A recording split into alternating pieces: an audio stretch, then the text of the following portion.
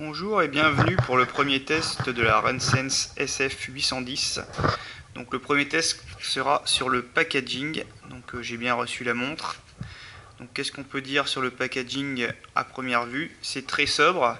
Gros avantage, c'est qu'on voit bien la montre. Après, si c'est pour un achat sur internet, ça suffit largement parce qu'en général toutes les infos sont sur le site. Par contre, si c'est pour exposer en magasin, ça reste très léger, surtout que Epson rentre sur un marché où la concurrence est rude, avec des grosses marques. Donc qu'est-ce qu'on peut dire sur le packaging à ce niveau-là? C'est qu'il manque énormément d'informations.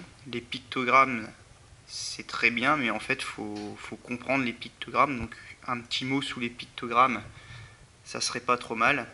Après, le gros point fort de cette montre, c'est quand même le cardiofréquence-mètre au poignet sans ceinture thoracique. Et ça, sur la boîte, hormis cette partie-là, mais c'est pas non plus super clair.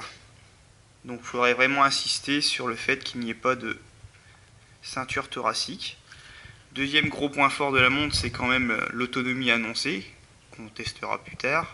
C'est-à-dire 20 heures avec cardio et GPS allumé.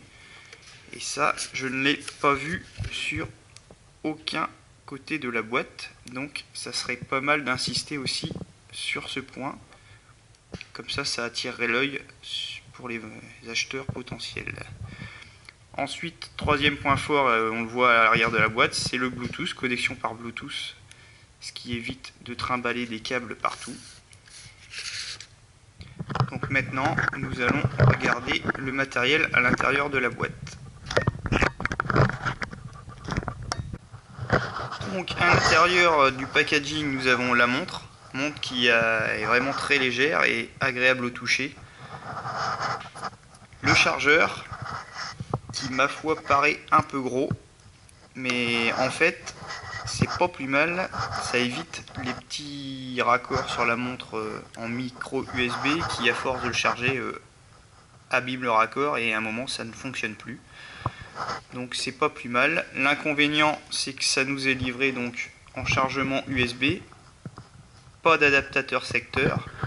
Donc quand on part un peu loin, on est toujours obligé de se trimballer avec son PC ou investir dans un chargeur, un adaptateur secteur.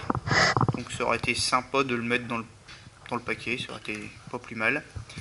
Et une notice de démarrage rapide qui, pour l'avoir feuilleté, c'est pas très clair.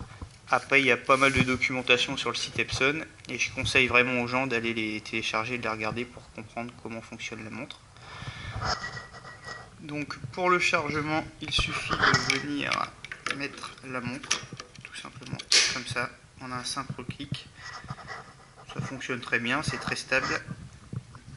Alors pour avoir fait le test, on a récupéré la montre à peu près 20% de charge et j'ai mis environ 1h30 pour la charger à 100% avec le PC. Donc maintenant on va tester l'autonomie et je vous redirai si ça tient réellement 20 heures. Voilà pour la première vidéo sur le packaging. Je mettrai une autre vidéo sur la première prise en main et les réglages. Merci.